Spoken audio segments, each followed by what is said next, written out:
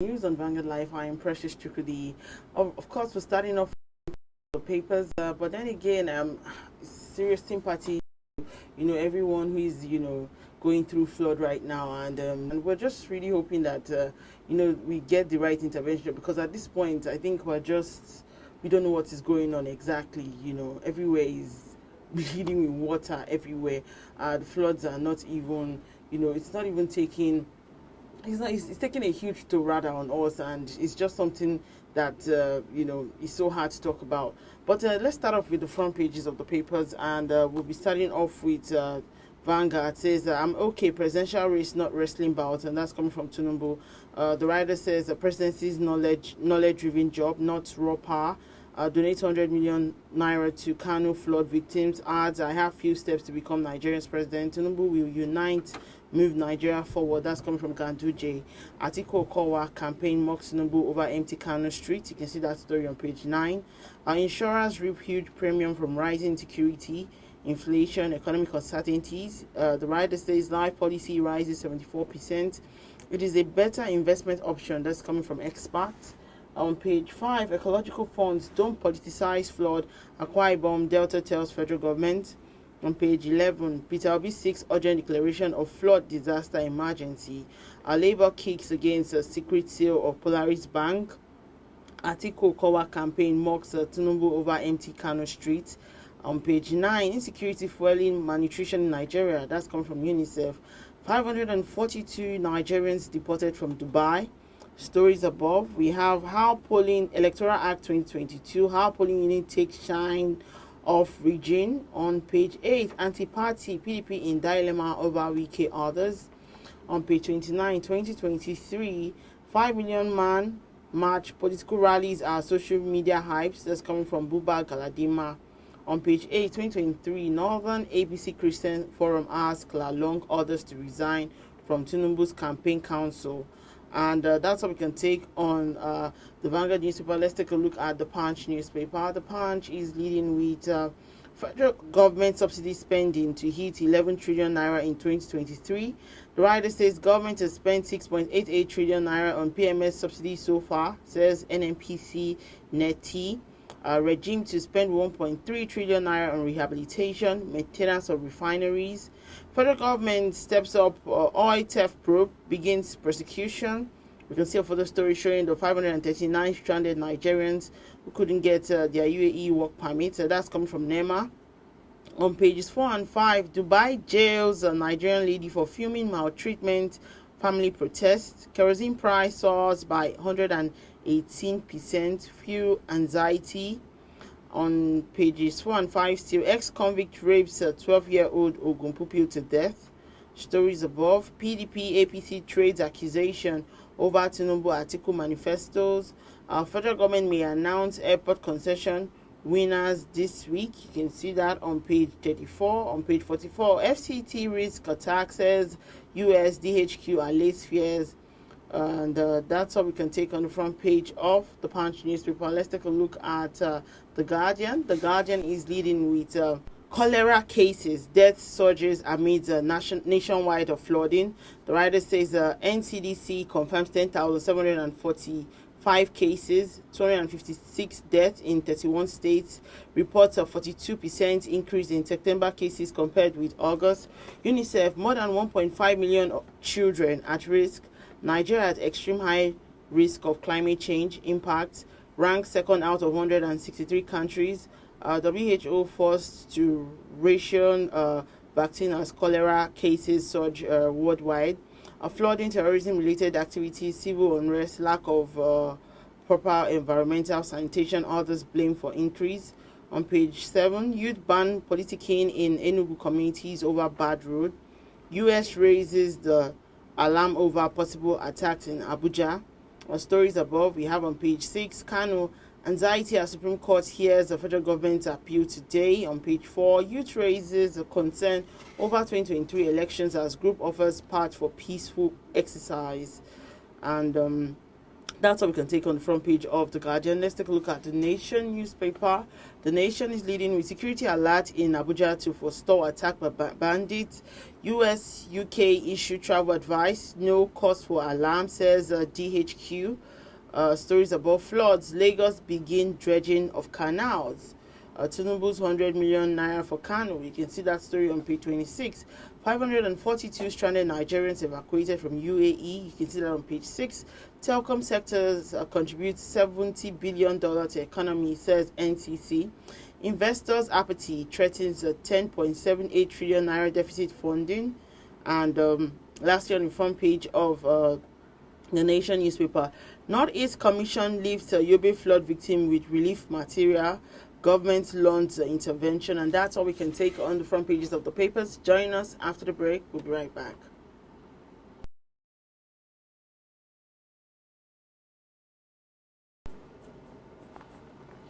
All right, welcome back. If you just joined us today in the news on Vanguard Live, I am Precious Chukudi. Joining me to talk about some of the stories on the front pages of the papers this morning is Mr. Ali Mohammed, CEO of Magnet Communications, also for my editor of Daily Times and Concord newspaper. Good morning, sir. Good morning, Precious. How are you? I'm very well, but this flood situation is really heartbreaking, and it's so scary. It is. I don't even know what to even really speak about it. But let's start off. Like, what's your general take of the issues of flood in Nigeria? Now we're having reports of people complaining about snake bites, floating corpses, people drowning. What's your take on it? Well, the truth of the matter is that as a nation, we are always usually unprepared for this kind of emergencies. We've been talking about climate change and its effects in the last 2 or 3 years. The president himself has gone abroad a couple of times to attend conferences and seminars on climate change. And perhaps people feel that it may not be the turn of Nigeria. People were looking at bigger and larger countries that are likely to be affected by the effects of climate change. So we here, as usual, we were not prepared. Look at Bayelsa State. I saw the flooding there, and I don't think there is anywhere in Bayelsa that is still standing. Everywhere, including the home of our former president. Look at some parts of Kano, Niger State, Kogi State.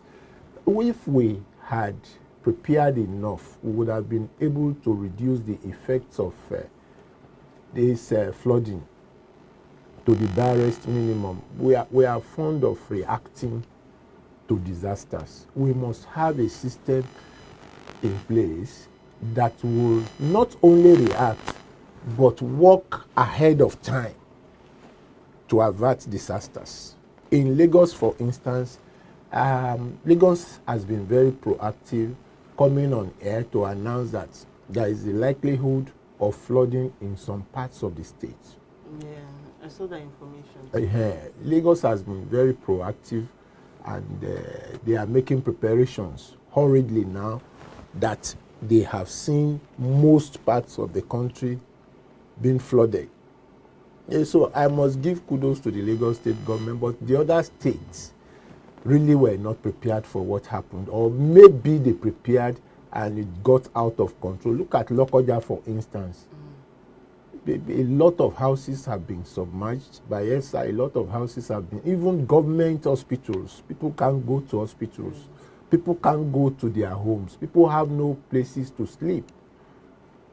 I saw a video of a family that lives in a duplex, but the lower part of the house has been taken over. And snakes and all sorts of animals that flowed with the flood were climbing up to go and attack these people. That is not too good for the psyche and the reputation of Nigeria as a nation. I expected the Federal Ministry of the Environment, Federal Ministry of Water Resources to have come together and prepare a plan to curb this kind of crisis. But like I said, we are always reacting to events, either good or bad. We should have a system in place that will abate the effect of this kind of thing in the future. Now, contrary to the opinion that was going around, people were saying that, this whole flooding situation is because of the opening of a dam in Cameroon. But the federal government has come out to say that it's just the lack of preparation by states, governments, and others. And there seems to be like this blame game between state government and also the federal government on whose fault it is. What's your take on that one? See, the truth of the matter is that federal government is in charge of ensuring that people don't suffer unnecessarily when we have natural disasters. You don't have to blame the state. The state may have its own blame, but you don't have to put the entire blame on the states, because there is a general effect of climate change, not only in Nigeria but in other West African countries which we share borders with, like Cameroon, for instance. They claimed that a dam that was opened in Cameroon flows into some other dams in Nigeria which were locked, that they were supposed to open the Nigerian dams at the time the Cameroon dams were opened. Was there any information to that effect to the management of these dams? No. This is what I am saying, that once you are not prepared for natural disasters, we will continue to record high casualty. But because we are not naturally prepared for anything here, natural disasters, because you just have these national emergency organizations, both in the states and in the federal government territory in Abuja. Their duty is to react to emergencies, but we don't have an agency that will foresee emergencies and prepare to tackle those emergencies as they come, or completely avert it. Having said that, now that we have seen the effect of climate change in a negative form, I expect the federal government to set up an agency that will ensure it doesn't happen again, because we don't know how long the climate change will be with us. It's been like this in the last 3 years. Rain will fall from January to December. In those days when we were growing, by October, you will be going through dry season, but rain is still falling. Those are the signs of climate change that a lot of people have created time to learn about. But unfortunately, we are not prepared for the effects of the climate change, which we are seeing so openly. You've never had it so bad as a country that major cities in Nigeria will be flooded, and for days nobody is able to put the flood under control. So this is why we need a proactive agency that will sit down and plan. It could be worse next year. So we need an agency that will sit down, plan based on what has happened now, and come up with how to avert a future occurrence in this country. All right. The federal government has also challenged, the states to give account of how they spent amounts in excess of 1 trillion naira allocated to them from the ecological funds to tackle flood, of which Delta State and also Akwa Ibom, state government has, admonished the federal government not to play politics with the worsening disaster in the state. Now, with this whole situation, it's still with back and forth between the state government and the federal government. Now, I gave you money. What have you been using the money for? What are your thoughts on what you're saying? See, it is not enough to give ecological funds to states. You must follow up what the states are doing with that fund every year. If we didn't have these disasters, federal government will not wake up to its responsibility of ensuring that ecological funds allocated to states are properly spent. Every year in, year out, ecological funds are allocated to states, but because there have not been major disasters, nobody bothers to find out what the states are doing with that ecological fund. Some governors will simply pocket those funds because there is nothing like disasters in their states. It becomes an additional fund that will be stolen by those in government. That is what has been happening. But unfortunately, we have a major disaster on our hands. We should make efforts to reduce the effect of these disasters to the barest minimum and not engaging in a blame game with the state government. You can now sit down later when the ordinary Nigerians that have been affected by this excessive flooding have been rehabilitated. Then you can sit down and ask what the states. Right now, people need emergency rescue. Some people can't feed. They have no places to live because their houses have been submerged by water. So they should provide succor to those who are affected and then later sit down and look at what states have been doing with ecological funds, and not now that people are just all they want is to be resettled and to be able to come back to their lives again.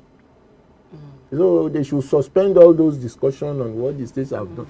You can do that much later. What the people need now is to be relocated to places where they can start their lives all over again.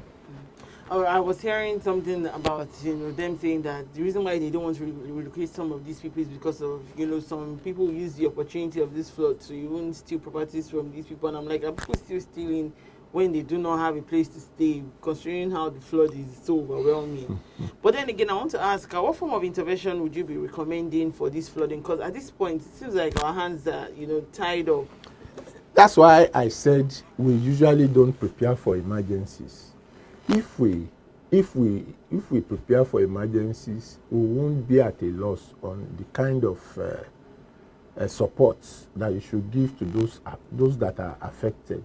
The first thing they need is to relocate the affected victims of this flood disaster everywhere. They have to be relocated. Otherwise, the number of deaths that has already been recorded will continue to rise daily. There was a young man that was brought out alive. Luckily, he was alive. I don't know how he did it, but he was brought out. He was reportedly brought out alive. Yeah, I saw that. While a lot of people are dead.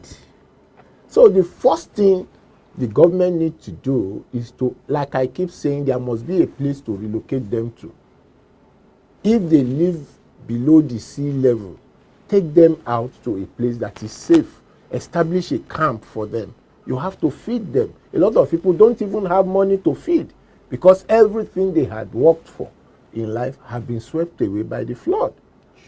So you have to reinstate their confidence by settling them somewhere, provide food for them, simple things, pillows, bed sheets,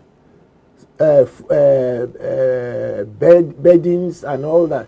Provide all these things for them. From there, some of them may even be able to move out on their own and get something that they can do.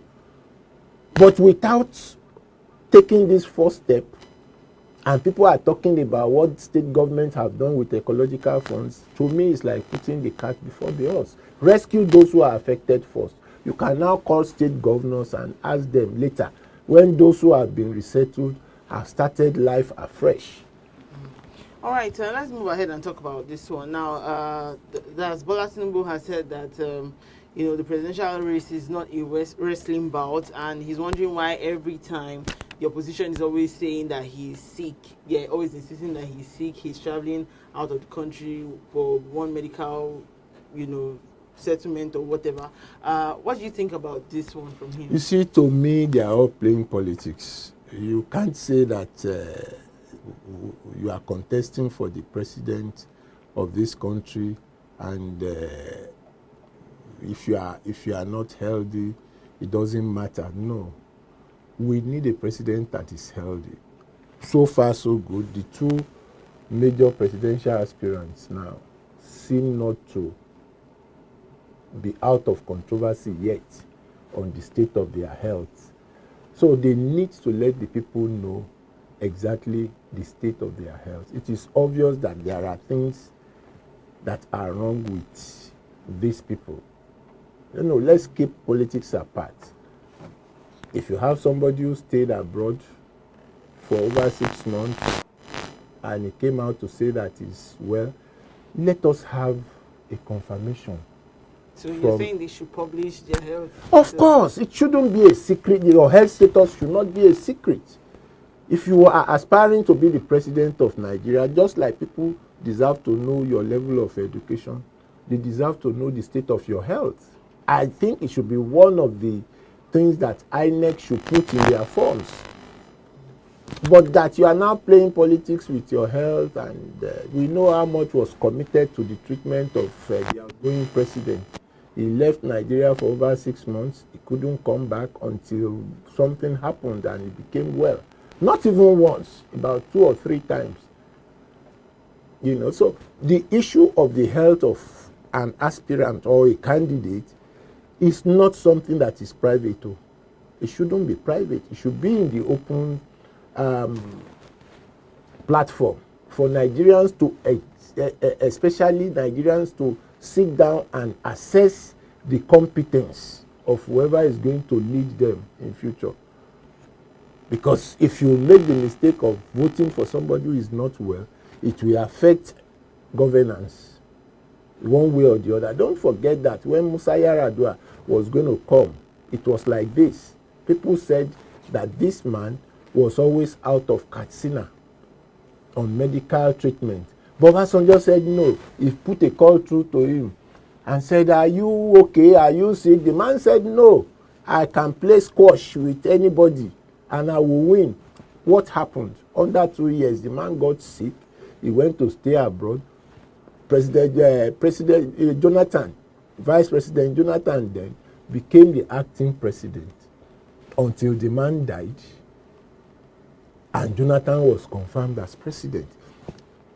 That incident would have been averted if President Obasanjo had listened to popular opinion that Yar'Adua was not well. But if you now come again to foster somebody who is sick on the country is going to pay dearly for it, not in terms of money, but in terms of good administration. You have somebody who is not well as your president, it is going to affect everything the country is going through, economically, socially. So whoever wants to be the president must not see himself as a private person. You must give a full account of your health status so that the people can decide whether to vote for you or not. That's my position on that. All right, let's move ahead and talk about UNICEF. Now, they have identified insecurity as one of the major factors fueling malnutrition in Nigeria. And they've also warned that the country's development efforts will come to naught if decisive actions are not taken. What's your take on this one? We really need a decisive action to bring down the cost of food in Nigeria today. A bag of rice has jumped up from 36,000 to 42,000 now, as at this week. Even the flooding situation. Yes, because a lot of farms have been wiped off by the flood. Rice farms in Makurdi, rice farms in other parts of the north have been wiped off. Even so chickens, agricultural activities are at a big risk because of the effects of climate change that we are experiencing in some parts of Nigeria today. So government must also take a step to bring down these prices. I don't know how they want to do it. In the last few years, we used to have what they call lake rice produced by Lagos State government and Kebbi State government. But we've not been seeing that rice anymore. So if government will have to step in to provide farming implements like seedlings and all that for farmers, then it will help in bringing down the prices. Because as at today, the major problem of Nigerians is how to feed. You wake up in the morning and you start getting text messages from people that you know complaining that they don't have food. No matter how callous you are, you must dip your hand into your pocket and find something to send to them to assist them to get food. Baby food, you know the price now, 6,000 plus. Even having a child is no jokes. So you must think twice before having a child now.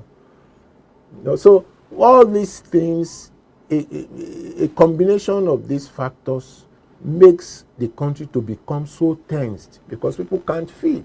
You saw a man that jumped into the lagoon somewhere in Lagos. I saw the video circulating. What will make a man to want to kill himself? What will make a man to want to take his own life? He said from the little that I read that he is finding it difficult to feed, and people accused him of stealing some money which he did not steal. So the man decided to take his own life. We have that kind of incidents everywhere that are not reported in Nigeria today. So government must take deliberate steps to check food scarcity and the high price of foods in Nigeria. Because the farmers themselves are complaining. A lot of their farms have been swept off by the flood ravaging all parts of the country. So there must be a rescue activity to ensure that the prices of food are reduced to the barest and affordable minimum.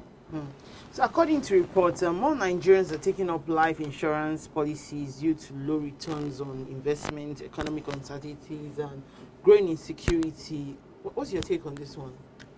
It's not only insurance. People are taking kidnapping insurance now. Yes, somebody came to market the insurance to me. Kidnapping insurance. Once you get kidnapped, the insurance company will pay the ransom. So, but you have to, first of all, have an insurance, register with an insurance company for a particular amount of money. So it is like we have taken kidnapping as part of our lives. Government is not making effort to stop kidnapping. For how long are we going to live with kidnapping? For how long are we going to live with banditry? And you sit down and you don't want Nigerians to get out of the country, go to the airport and see the volume of Nigerians traveling out every day. People are tired. People can't move around safely anymore. You can't go from state to state anymore. Look at the attempted assassination of the pastor in Auchi, Suleiman. He was almost killed. But for the fact that he was in a bulletproof car. How many Nigerians can afford bulletproof cars? How many? How many rich Nigerians? These are cars that the prices start from 350 million and above. How many Nigerians can afford such cars? And government is sitting down and watching. You know the number of policemen that were killed last weekend in the convoy of Suleiman. It must be mandatory that any VIP that drives a bulletproof car must also provide the same car or cars for security men guarding them. They are also human beings. They are not sacrificial lambs for any VIP. The police should come out with a law that if you are driving a bulletproof car and you have policemen with you, you must provide bulletproof cars for them too. So we must take, and above that, government must take steps to check banditry and kidnapping, because it seems to have become a way of life now, and people seem not to be bothered about the need to be on top of that situation again. Just yesterday, so an Abuja should be very careful. The United States sent out an alert that the bandits are likely to attack the federal capital again, and because of that, the U.S. Embassy will engage in minimal activities. That means it will be tough for people to get appointments for visa issuance again. What kind of environment are we if human lives are not safe? What kind of government do we have? A government that cannot guarantee the safety of its people. It is unfortunate. All right, let's take Mr. and Mrs. before we go. And Mrs. is speaking this morning. She says, "But dear, you are my better half." And Mr. replies, "Who, me? You weigh 90 kg, I weigh 32 kg. You are 6 times my size, so where does half fit in?" Maybe a quarter half, not a better half. All right, thank you so much, You're Mr. most Aliyu welcome. Mohammed, CEO of welcome. Magnet Communications, also former editor of Daily Times and Concord Newspaper. Thank you for sharing your thought with us this You're most morning. welcome. Also, remember that you can equally go to our social media platform displayed on your screen to follow, share, and also subscribe. Then go to our website, www.vanguardngl.com, to find out top news stories. Also, to check our stories on the flood, to know where exactly this flooding is affecting people. I am Precious Chukwudi, and thank you